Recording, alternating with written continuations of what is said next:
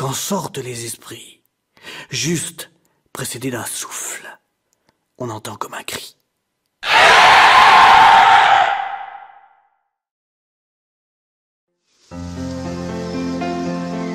En ce matin du solstice d'été, une effervescence agite le village du Lenné, en bordure du Marais. Allez, dépêchez-vous. Il faut que tout soit prêt avant le sacrifice. Maman, c'est quoi le sacrifice? Regarde, la jeune fille qui arrive, elle va être offerte ce soir à la créature du Marais. Elle est belle, pourquoi on fait ça? Si l'on fait une offrande à la créature, elle nous laisse vivre en paix pendant toute l'année. C'est quoi la créature? C'est peut-être un monstre ou un dragon?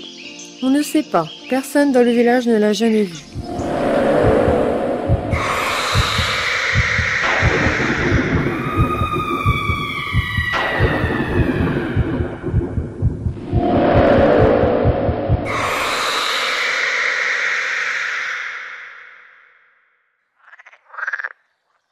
Le sacrifice a eu lieu. La créature les laissera en paix jusqu'à l'été prochain.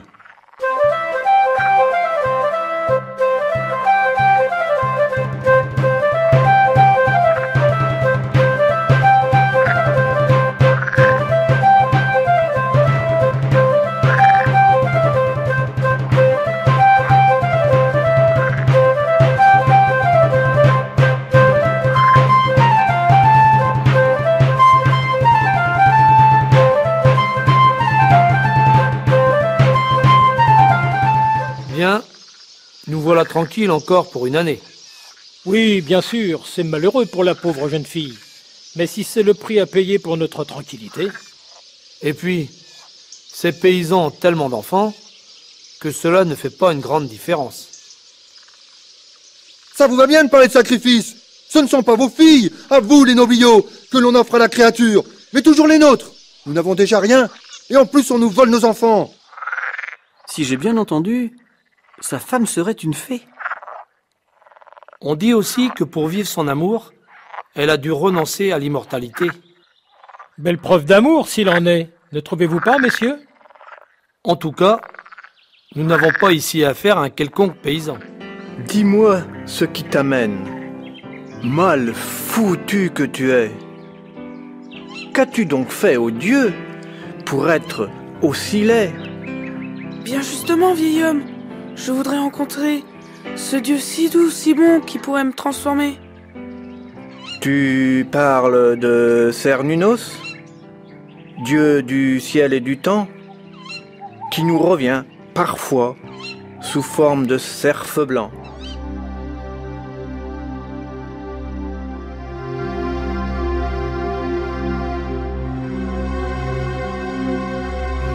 Et puis il entendit encore comme une voix. Approche-toi, étranger, et n'aie pas peur de moi. Je suis celle que tu cherches, et sais très bien pourquoi. Doucement, il s'approcha, découvrit le visage. 2 yeux bleus si perçants, mais un sourire si sage. Asguille, l'elfe des marais. Enfin, elle était là. Si tu es parvenu à venir jusqu'ici, malgré la brume, le froid et les mauvais esprits, c'est que ton cœur est pur, que tu es droit et saint. Silence, ferme les yeux et donne-moi la main. Dans un souffle de vent et un bruit de tonnerre, c'est l'image d'un dieu qui soudain se dessine. Cernunnos est venu pour notre ami béni. Il entend les sabots qui tournent autour de lui. Asguille chante fort, comme pour une prière. Il sent bouillir en lui les forces de la vie. Et puis encore le vent, et encore le tonnerre. Cette bête a de tout temps terrorisé les habitants de nos villages. Parce que jamais, personne n'a voulu l'affronter. Que se passe-t-il? Tu as l'air bien triste. Dis-moi ce qui te tourmente. Regarde-moi. Tu as pleuré? Oui, mon homme, j'ai pleuré. Et je n'ai pas fini de verser des larmes sur le malheur qui nous touche. De quel malheur parles-tu? Durant ton absence, le guérisseur est venu me voir. Il revenait du Conseil des Nobles. Ils ont décidé que Gaëlle, notre fille, serait la prochaine sacrifiée. faut s'attaquer à la source du mal. Jamais personne n'a essayé de détruire cette créature. Il y a une grande différence entre un homme surpris qui tente de sauver sa vie et celui qui a mûri et préparé son attaque. Il faut inverser les rôles et traquer cette créature afin de la détruire.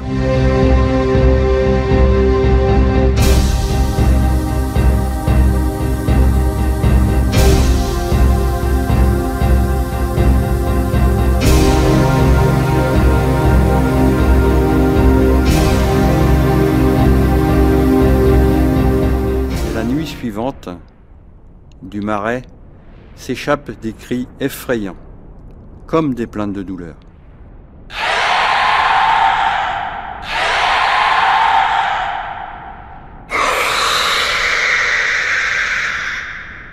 Seuls, Jean et Asguille comprennent que la créature pleure son petit.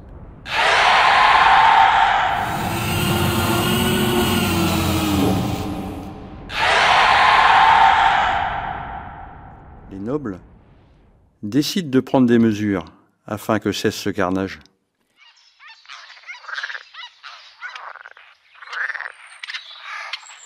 Il est interdit à quiconque de s'approcher à moins d'un quart de lieue de toute zone marécageuse.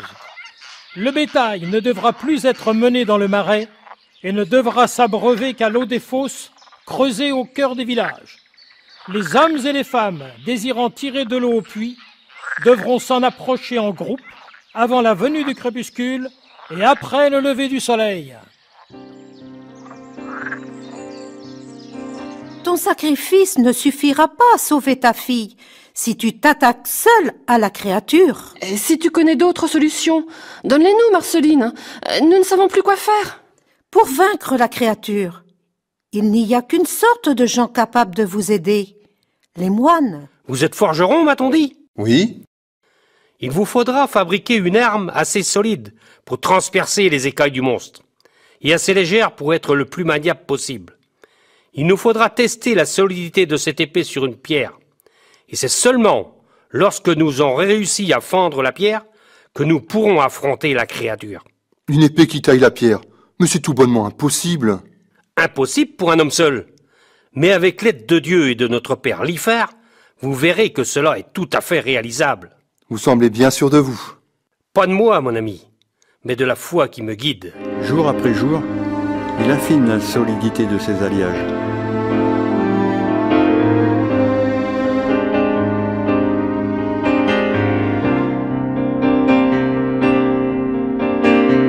Il ne progresse guère. Toutes les épées se fracturent sur la roche. Ah, ça suffit! Si une arme avait été capable de tailler la pierre, il y a bien longtemps que les hommes s'en serviraient. Je perds ma force et mon temps à essayer de créer ce qui est irréalisable. Ne désespère pas, mon ami. Garde confiance en toi et en Lifer. Si tu n'as pas encore trouvé la bonne méthode, c'est qu'il te faut encore chercher. Ton Dieu et ton Saint ne devaient-ils pas m'aider dans mon ouvrage? Ils t'aident, mon ami, mais ils ne feront pas le travail à ta place. Continue tes recherches. Moi, je retourne à mes prières. Je pense qu'il ne faut rien faire contre ce Jean de Bombardant, ni contre sa famille. S'il n'est pas homme à subir sans se défendre, nous le saurons bien vite. Et après tout, lui qui nous reprochait de n'avoir rien fait contre la créature, peut-être possède-t-il la solution à nos problèmes.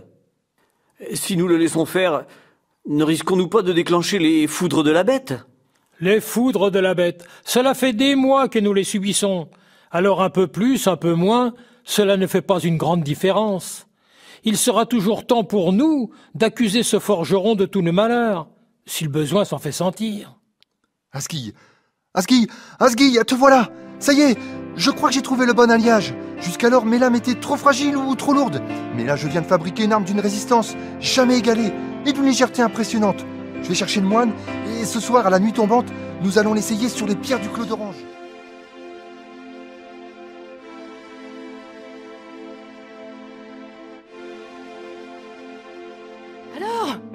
Alors, il y a une pierre au Clos d'Orange que vous pourrez nommer la pierre fendue.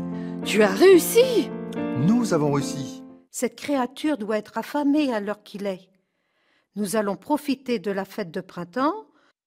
Sur la place du village, à la tombée de la nuit, nous ferons cuire quelques gibiers. les vents dominants vont transporter les odeurs vers la créature, cela devrait suffire à l'attirer. Le soir venu, le moine prend la parole devant tous les villageois et les nobles. Mes amis, vos villages subissent depuis des mois la sauvagerie de la créature des marais. Depuis des générations, vos filles sont offertes en sacrifice à ce monstre. Pourtant, cela n'empêche pas les innombrables disparitions. Quelle famille n'a pas eu à déplorer la perte d'un bétail? Quelle famille ne pleure pas encore la disparition d'un père, d'une mère ou d'un enfant? Il est temps pour le bien-être de tous de combattre cette créature. Dieu n'a pas donné la vie à l'homme pour qu'il vive sous la menace et dans la crainte perpétuelle d'un monstre. Notre ami Jean, votre forgeron, m'a doté d'une arme redoutable, et c'est avec ce sabre que je vaincrai la bête.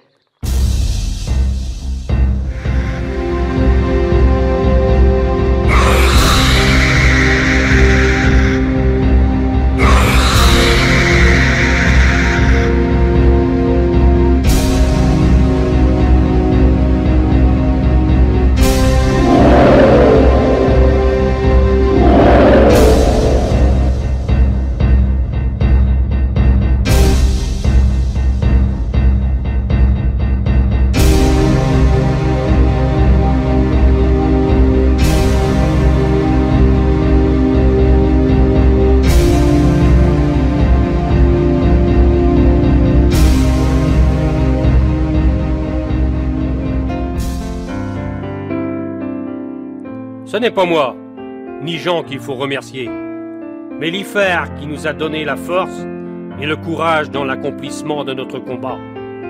C'est pourquoi je vous demande de vous mettre au travail dès demain à la construction d'une chapelle que nous nommerons la chapelle de Saint-Lifer. Elle devra être construite sur le point le plus haut de ce territoire. Retournez-vous tous. L'Ifer lui-même, par sa lumière, nous en indique l'endroit.